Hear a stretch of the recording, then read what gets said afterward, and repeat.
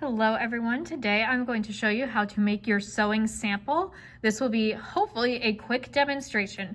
Couple things I want to point out before I get started is that my machine is already threaded and ready to go. You'll notice that both threads are covering the stitch plate and both threads are underneath the presser foot. This is to ensure that nothing gets tangled as you begin to sew. Another thing that I would like to point out before we get started is that your machine will be off before you sew. So you will need to go ahead and turn it on. On your right hand side, there will be an on-off switch. You can go ahead and flip that on. The light will come on and the needle will vibrate. That means that it's ready to sew. Before you begin sewing, you're going to take your fabric, which will be pre-cut and already in your bins for you, and you're going to put it between the stitch plate and the presser foot. Now we're going to start with a 1/4 inch seam allowance. So we're going to line it up with the side of the presser foot. We're going to reach through the machine and pull the presser foot lever down so that way the presser foot is pressing against the fabric. Notice that I cannot move it now that the presser foot is down. If the presser foot is up, I can easily move it around. So again, I'm reaching through, pushing my presser foot down. The other thing that you want to see is that there is a hole in the presser foot where the needle goes down. You want to make sure that the fabric is completely covering that hole. Otherwise, you're going to sew nothing. So I'm going to zoom you in really quick so that way you can see that. Okay, so notice that right now, the fabric is completely covering this hole on the inside of the presser foot. If I move it out a little bit, it's still kind of hard to see, but the needle won't hit anything. So it's helpful if you start sewing a little bit further back and make sure that you line up the fabric with your presser foot. By lining up the fabric with the edge of the presser foot, that's going to ensure a 1/4 inch seam allowance. So now we're going to begin sewing. We're going to sew forward for about 1 inch, and then we're going to reverse that inch in order to create our back stitch. So first we're going to start by sewing forward. Just a few stitches, trying to keep it as straight as possible so that edge is always lined up with the edge of your presser foot. Now we're going to press and hold up here where my thumb finger is. We're going to press and hold on that reverse button so that way it goes backwards. And we're going to sew over that same stitching line. Before you get to the edge of the fabric, we're going to let go of that reverse button so that way it sews forward again. And we're going to go all the way to the edge of the fabric. And we're going to keep sewing as straight as humanly possible.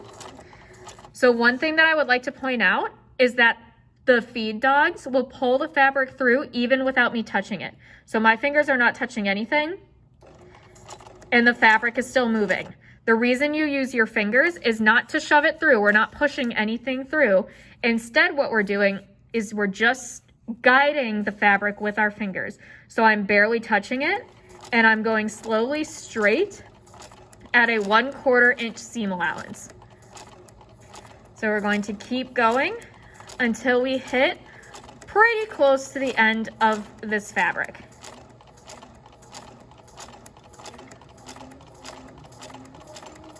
Okay, now that we're at the pretty close to the end, I'm going to take my hand wheel and rotate it toward me so the needle is all the way down in the fabric. This is called a pivot. Now I'm going to lift up my presser foot and notice how I can rotate the fabric, but because the needle is down in there, nothing is moving. It's staying in the same place. I'm going to then put my presser foot back down and I'm going to sew forward a little bit more.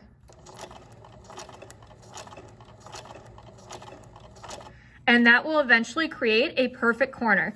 If you were to lift up your presser foot right now, that would create a curved corner and it's not going to be very nice and it's going to look sloppy. So you always want to make sure if you're turning that you want to pivot. So I'm going to go ahead and pivot one more time.